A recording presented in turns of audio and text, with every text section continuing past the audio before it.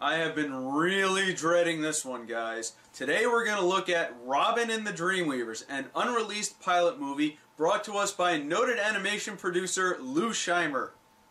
Lou Scheimer is the co-creator of the company Filmation, which brought us cartoons like Brave Star, which honestly I still think is pretty good, He-Man and the Masters of the Universe, which has unfortunately become a joke over the years, and of course that ridiculous Ghostbusters cartoon. So yeah, Filmation has had a rough history in terms of quality. This movie was one of Lou's last projects before having to undergo major heart surgery, and mostly because of that it never saw the light of day. But recently somebody somewhere decided that the people need to know about this and distributed unofficial copies. But what really confuses me is that why did this movie get forgotten about? I mean, you mean to tell me that nobody at Filmation even thought about cashing in on this? And sure, the movie might be awful, but have you seen some of the wacky shit Filmation has already aired?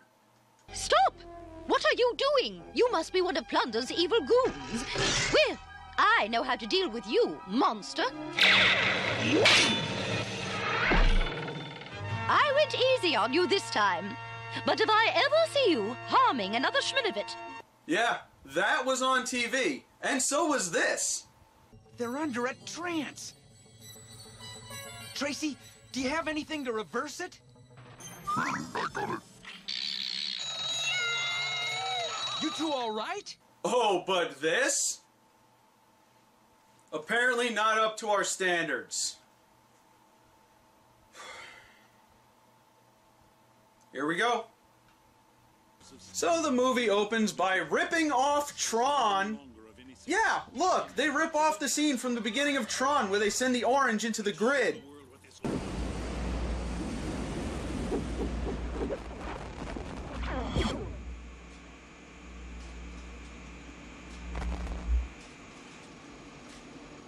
Perfect.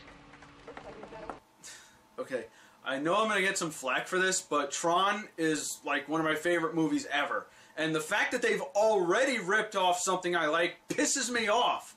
I'm so pissed off, in fact, that I'm showing live-action footage just to prove a point. Oh yeah, it's that bad.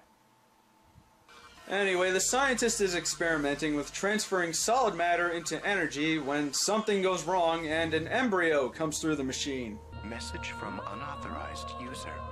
Her name is Robin. Robin. The yet-to-be-named scientist takes care of her, but one day the lab is attacked by some hired goons. Hired goons? They have a high-speed hover car chase, and the scientist tries to hide Robin.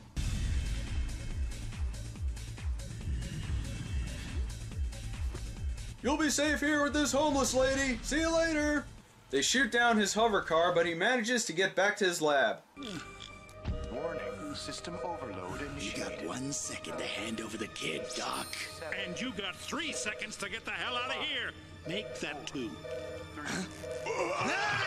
1 0.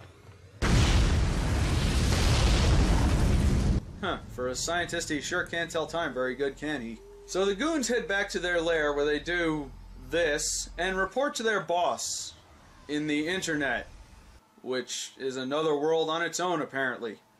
They meet their boss, who's some kind of faceless dominatrix named Triple X.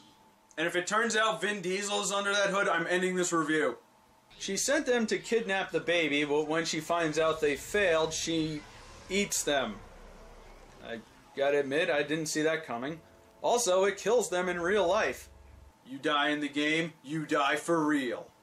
So this little troll guy named Nelson is the developer of the virtual reality helmet the goons used. He goes in to investigate what happened when he meets Triple X. I'm here for you. Do you feel my presence? I feel yours. I demand to know what this is all about. Indulging selfish desires. Isn't that what everything's about? Plus, all the physical pleasures I can bestow upon you in exchange for teensy-weensy favor. Please, the charms of women have never held any interest for me. Sorry, but vaginas freak me out.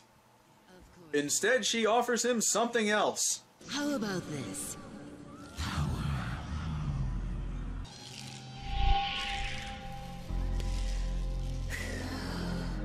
Technology. New, virgin, untouched by anyone. At least, anyone alive. Oh, how delectable. Do proceed. The chance to turn energy into solid matter, to create something from nothing. All yours. Oh yes. A chamber waiting to be rebuilt. You'll own it. You'll control it. Yes, almost. Don't stop.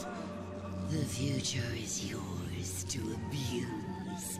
Take it, Nelson Euler. Take it all, and you'll be the master of the computer universe! Yes!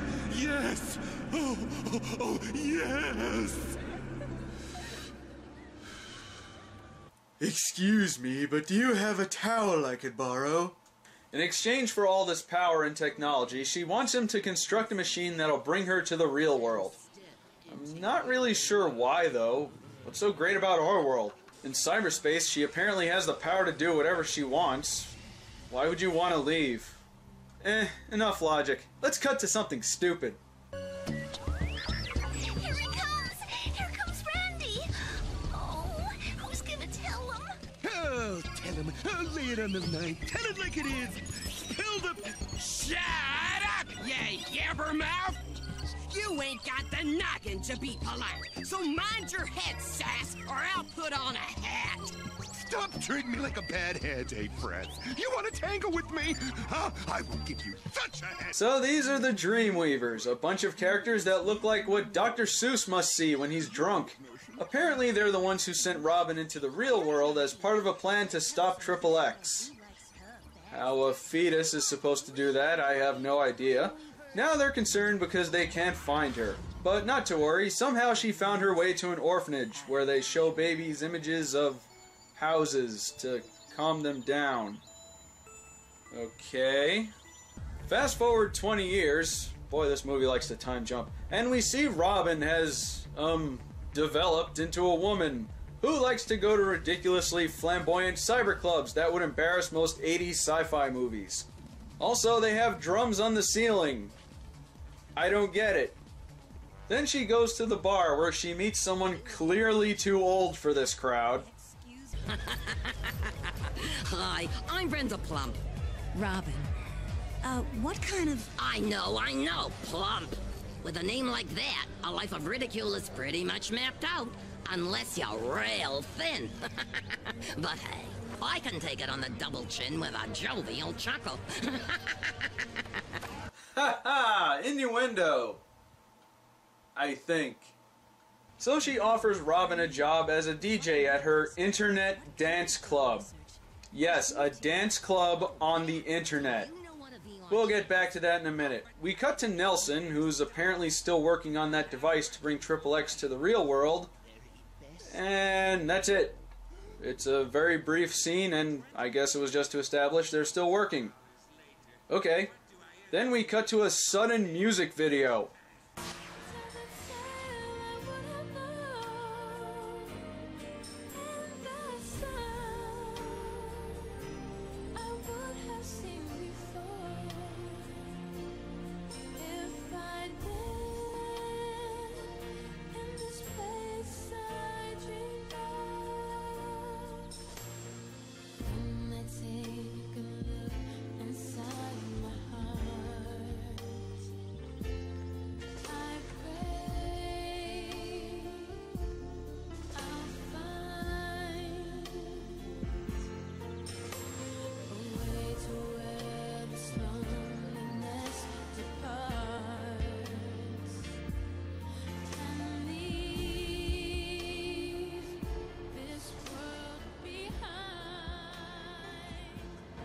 Okay, I gotta give it credit. That was pretty good. It was a very well-performed, emotional song.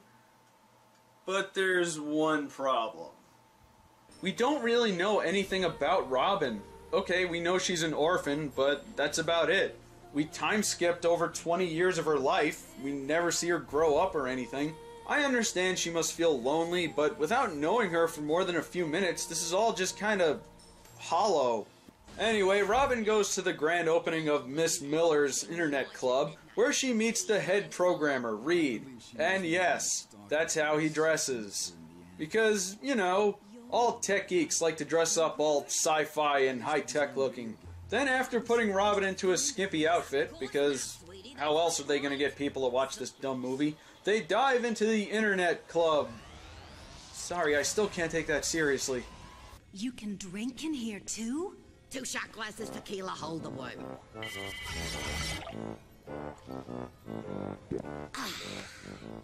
Remember, the VCAP links with the brain, so every sensation can be simulated in here. It's exactly like being here, only much more expensive. Eating, drinking, getting snockered, and I know what you're thinking, yeah, even sex. I wasn't thinking about that. Well, I think about it enough for the both of us. You know, I can't tell if I really like this character or if she creeps me the fuck out. Then people start showing up. So I guess in the future people spend all their time playing in virtual environments and real-world social lives have officially become obsolete. Thanks for that, Facebook. Things seem to go well when Tunnel Rat from G.I. Joe and a gay Kiss fan show up to cause trouble. The Kiss guy recognizes Robin's tattoo, but then Techno Dork shows up to drop the banhammer on them. Turns out they work for XXX, and she sends Kiss Guy to get information on Robin in the real world. So he breaks into her apartment because he knows where she lives, and scans the picture of that house because he knows that's important. Somehow. Then the house appears outside the club in blank cyberspace. What? Robin, my dear sweet Robin, please come in. Who are you? I'm Triple X, and I have all the answers to your many questions. Where you came from, why you're here, where you're going, I have it all. So come in. I don't understand. You will. Now get in here! No! Can't you see I'm trying to help you? But luckily they unplug Robin before she gets dot hacked out of her brain.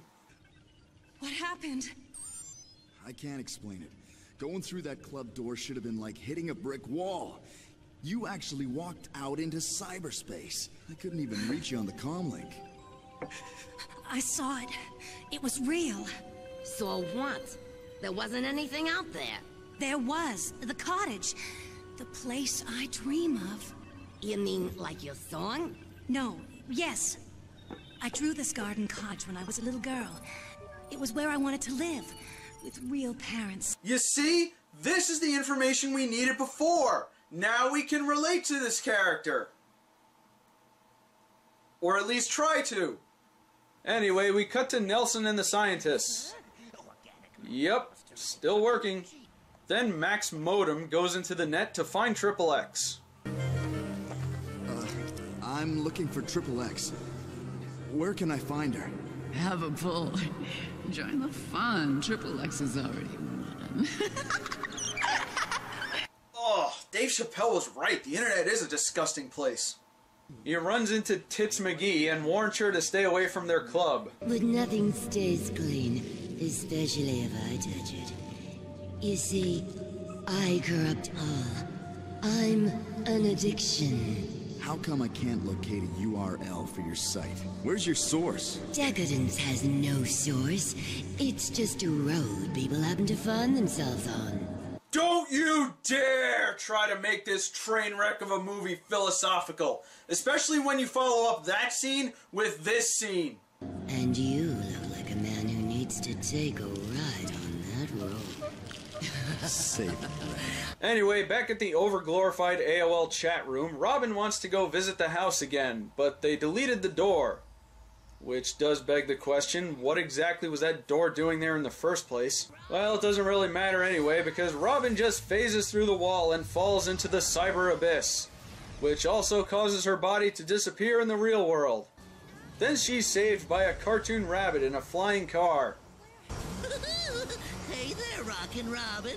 Bump and grind yourself over next to me. I don't bite, unless you want me to. Oh, I'm sorry. A horny rabbit in a flying car. Yeah, somebody wrote this.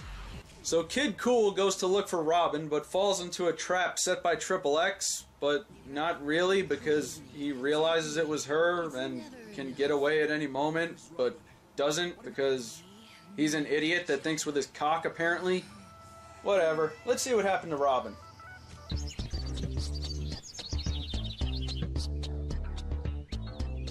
Hey! You're awake! Way to state the obvious, sass! Huh? Huh? No. Huh is not the appropriate response to waking up and seeing something like that. The appropriate response should be, "Ah!" So the Tricks Rabbit shows Robin around Toontown. Oh good, something else we can rip off. Yeah, fuck this movie. Roger here vaguely explains our plot. Apparently the Dreamweavers created Robin as a being that can exist in both the real world and cyberspace, so she can stop Triple X from escaping and taking over the world. She must do this by harnessing her untapped powers. So it's time to train. These are the teachers who will help you defeat the mega powerful Triple X! Oh dear. Never underestimate the Dreamweavers! No. You are not badass.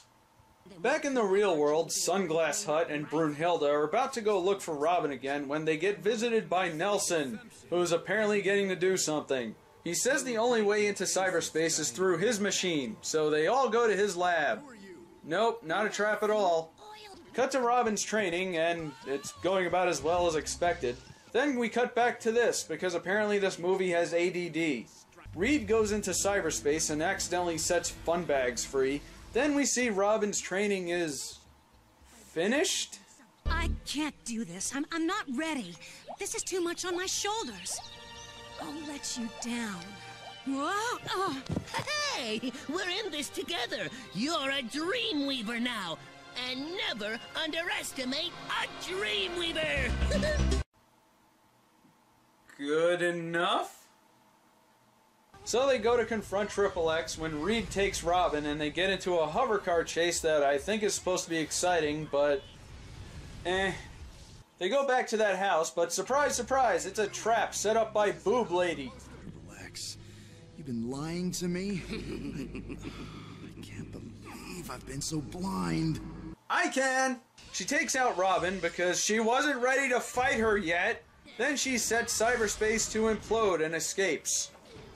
Real air. Oh, how I've waited for that first deep breath.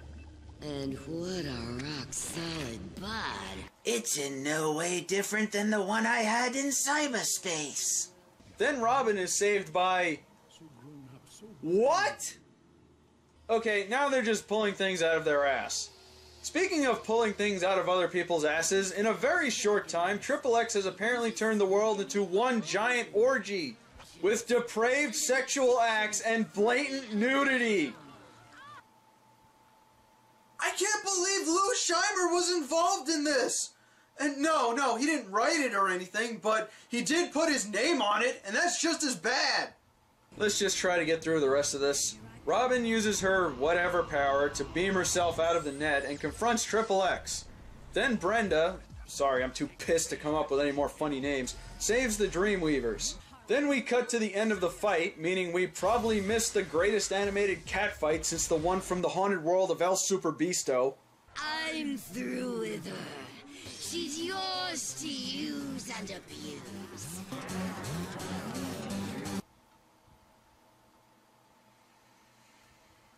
I'd like to take this time to remind everyone that Lou Scheimer also produced She-Ra, Princess of Power. You know, one of the most empowering female heroes ever. It's officially gotten to the point where this movie is making me sick. Come on, Robin. This ain't over. Remember what you're fighting for. And what we're fighting against. Addiction. Obsession. A taste of forbidden fruit, then a bite, then more and more, until we can never get enough. You've enslaved yourselves to Triple X. But she has no power over you unless you give it to her. Don't listen to her! Don't deny yourselves every wonderfully sinful pleasure that you deserve! I give it to you free! But tomorrow you will pay. If you make it to tomorrow. What? After the nudity and the implied rape, you have the gall to try and tack on a lesson to this god-awful waste of animation? You go to hell! You go to hell and you die, you pretentious piece of shit! So Triple X turns into Dr. Octopus, and they have a fight, and the Dreamweavers wail on her for a bit, and... I'm sorry, I'm just still pissed off. I mean, this movie's offered me nothing, and there's only a couple minutes left. I mean, can't it give me something I can enjoy, even for a second?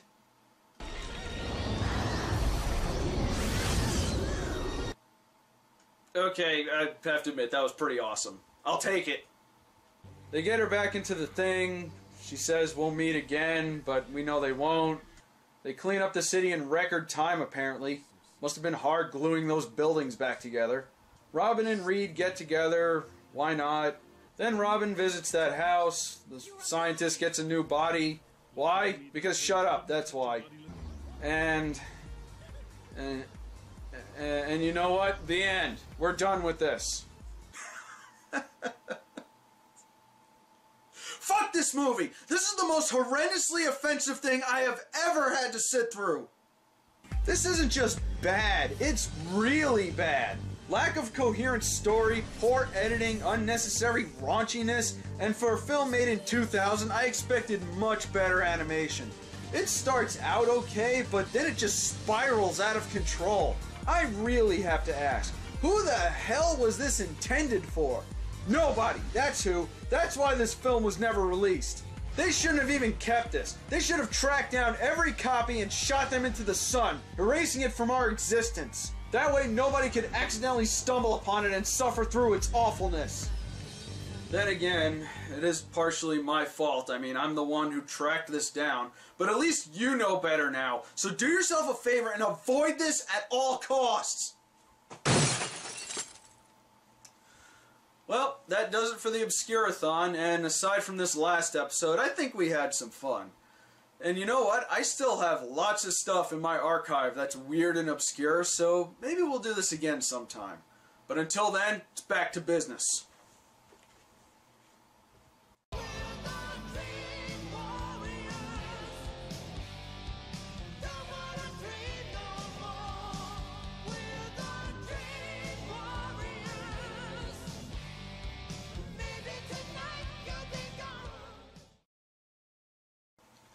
Sorry, I'm afraid of vaginas. Oh my god. Okay, back in the game. Back in the game.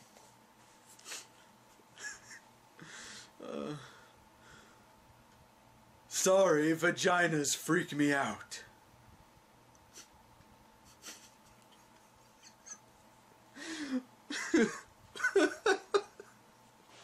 God damn it. The shit I write, I swear to God. I'm trying to do one more. Sorry, but vaginas freak me out.